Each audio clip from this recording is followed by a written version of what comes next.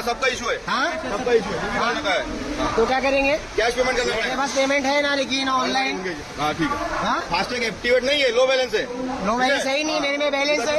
हाँ? प्रॉब्लम है गाड़ी में हमारे यहाँ चमका रहा है वीडियो, मोबाइल चमका रहा है बेटा, अंदर तेरे सर के बहुत आते हैं सर। खोला भी पेमेंट है ना मेरे में, लगाना खंड करी पेमेंट है ना, रख रख मार अभी तो आमचा काय प्रॉब्लेम नाही ना, वो तुम्हारा प्रॉब्लम है, वो तुम्हारा प्रॉब्लम है, हम लोग का नहीं। या व्हिडिओतून आपल्याला दोन पॉईंट दिसून येतात. एक म्हणजे फास्टॅग मध्ये बॅलन्स असून देखील जर टोल नाक्यावरील मशीनच्या प्रॉब्लेममुळे तो कट झाला नाही तर अशा वेळेला काय आपण कॅश पेमेंट करायला हवं का किंवा काय नियम आहेत त्याबद्दल देखील बोला. आणि दुसरं म्हणजे हे जे टोल नाक्यावरती काम करणारे मजूर असतात, कर्मचारी असतात, हे ह्यांची जी बोलण्याची पद्धत असते ना ती फार जास्त चुकीची असते. त्याबद्दल देखील ह्या व्हिडिओमध्ये आपण बोलणार आहोत. पहिल्या गोष्टीबद्दल तुम्हाला क्लिअर करून टाकतो. जर तुमच्या फास्टॅग मध्ये बॅलन्स आहे परंतु समोरच्या टोल नाक्याच्या टेक्निकल इश्यू में जर तो होत नाही आहे, स्कॅन नाही होत आहे, अगोदर तुम्ही करून आलात, तर अशा वेळेला तुम्हाला तिकडे cash payment, double cash payment करण्याची अजिबात गरज नाही. कारण की बहुतेक सारे टोल नाक्यावाले डबल कॅश पेमेंट करायला सांगतात. अजिबात गरज नाही, सरळ नाही म्हणून सांगा, अजिबात गरज नाही. NHAI नियम काय आहे, जर नाही चालत आहे तर अशा वेळेला तुम्ही गाडीचा नंबर लिहून घ्या, नंतर तुम्ही देखील कट करू शकता. गाडीचा नंबर घेऊन देखील नंतर कट करता येतो.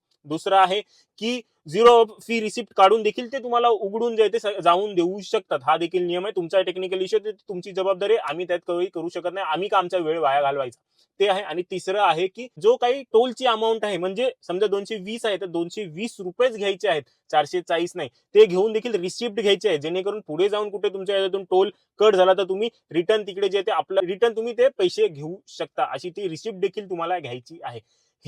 हे नियम आहेत. तेही काय, जर पैसे कधी घेऊ शकतात, जर 1 मिनिटाच्या आतमध्ये तुम्ही सगळी प्रोसिजर केली तर 1 मिनिटापेक्षा जास्त झालं तर अशा वेळेला तुम्हाला कोणताही पेमेंट करण्याची गरज नाही. तुम्हाला त्यांना फ्रीमध्ये सोडणं भाग आहे.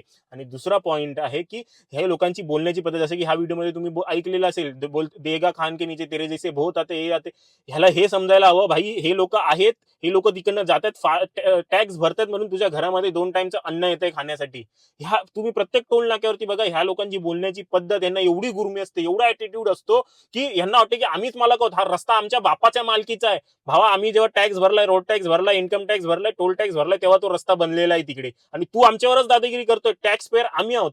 असं जर तुम्हाला कोणी करताना दिसलं तर जसं ह्या व्हिडिओमध्ये सगळेजण एकत्रित आले तसं एकत्रित व्हा. मारामारी करा असं मी तुम्हाला अजिबात सांगत नाहीये. मारामारी अजिबात करायची नाही, परंतु एकत्रित व्हा. एकटा माणूस तिकडे त्यांना दिसला ना का त्यांच्यावरती सगळे टोलवाले चढायला येतात. परंतु जर तुम्ही सगळे, तुम्हाला दिसतंय बाबा त्याच्यावरती हे करते, टोलवाले हे नेहमी चुकीचंच बोलत असतात, एवढं लक्षात ठेवा. त्यांना पैसे खायचे असतात.